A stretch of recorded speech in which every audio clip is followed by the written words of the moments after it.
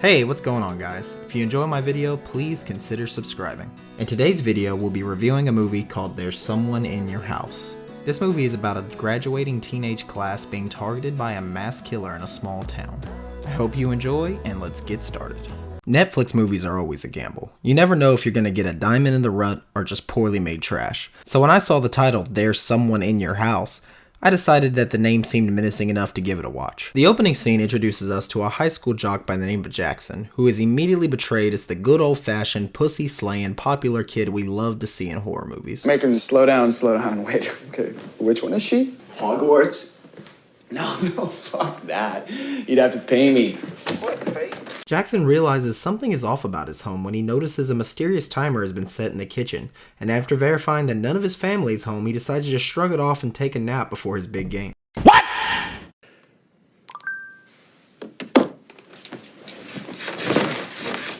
However, Jackson is woken up later by the same timer from his kitchen now in his bedroom. He realizes his phone is missing and that he's overslept before running outside to find that his truck is stolen as well.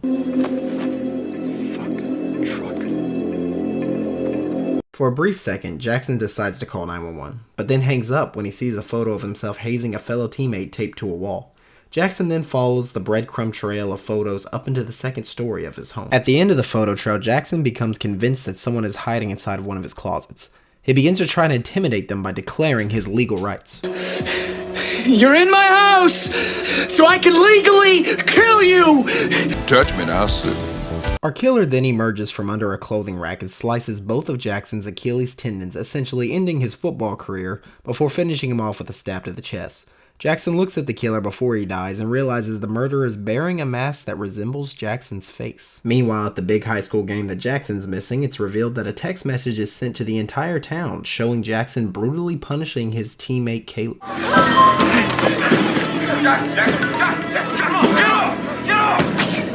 Overall, I'd say the beginning scenes of the movie were definitely an attention grabber for me and had me looking forward for the rest of the film. Not bad, not bad. But unfortunately, the rest of this film took the quality of this movie and dropped it like a fucking bad habit.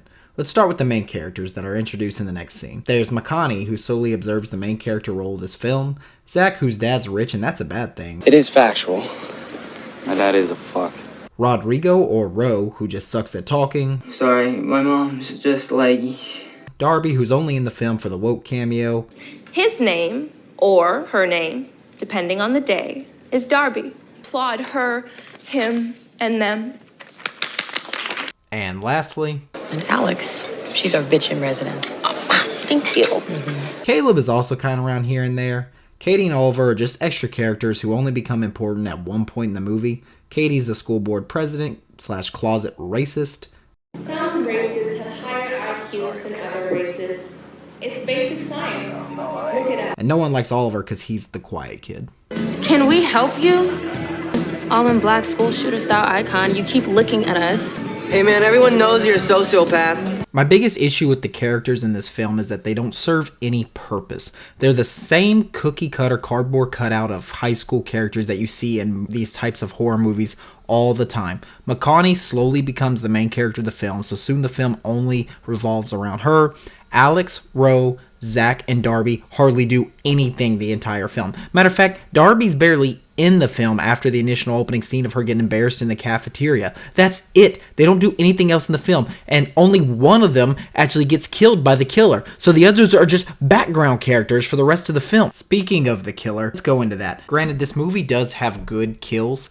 The premises of the killer makes no sense. First off, the title of the movie should not be called There's Someone in Your House, because besides the opening sequence, that is never a big factor in this movie. The name of this movie should be I Will Kill You If You Have Any Little Secret, because that's all the killer kills people for, is just having secrets. Okay, so maybe I recorded like one episode of a podcast, but no one was... Your secrets are taking painkillers? Fentanyl? Oh, that shit's for junkies. And I still don't think it would be a horrible premise if the killer was killing people that were all hiding horrible secrets, like Jackson beat the shit out of Caleb because he was gay and McConaughey pushed somebody into a fire, but Katie recorded an anonymous podcast and Roe was just a drug addict. Katie was the student school council president who seemed like she was probably following into politics. He would have done more damage to her by just exposing that she was a racist. And Roe was just a drug addict, only hurting himself, and he was already ashamed of it. The rest of the plot of the movie is pretty generic. Roe and Alex have a crush on each other, so they get together, but then Roe dies. McConaughey reveals that she's actually been dating Oliver this entire time, but she hides that from her friends because they all think he's a psychopath. For a second, it seems like Oliver might be the killer because his brother's a cop, and they think it's possible for him to do background checks and learn everybody's secrets, but that doesn't really make sense, and it's way too obvious, so Oliver ends up being innocent, and at the end of the movie, we find out that Trey is the killer because he's mad that he's rich. I've spent my whole life denying who I am. I was ashamed. But why? Because I was born with privilege? Why should I feel bad about that? It's not my fault. Oh, brother, this guy stinks! But what this movie's lacking in characters and good plot, it makes up with edgy, unorthodox music. Wanna smoke? Yes. I don't give a flying. Bite me. You can try me. Are you gonna look me in the eye with a straight face and tell me McConaughey was writing fucking poetry while listening to annoying shit like this?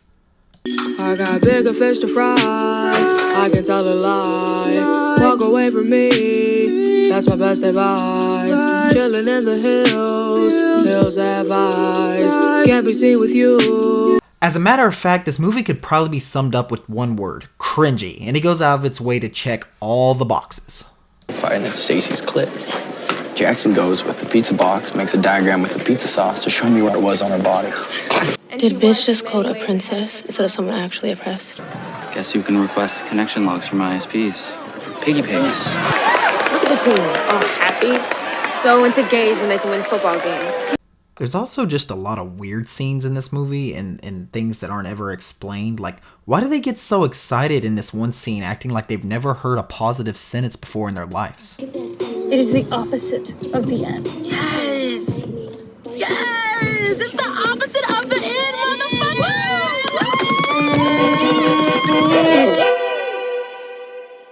And why does the movie go so far out of its way to showcase Zach's dad as a villain and then do nothing with that? And included the 10th largest Nazi memorabilia collection in all of North America. Also, while we're on odd things in this movie, this is not how a taser works. I'll get you, bitch! Overall, I think this movie had great potential at the beginning of the film, but unfortunately throughout the duration just kind of falls generic. And the movie even goes out of its way to point out to itself at times that it's making no sense. You think having everything makes you the victim? What kind of fucked up logic is that? Overall, I would give this movie a 4 out of 10. The only saving grace that it actually has is just the fact that the acting and the special effects in the movie are actually pretty good, but in 2021, there's really no excuse to not have those things when you're a big mainstream movie-making platform like Netflix has. Thanks for watching, and I'll see you guys next time.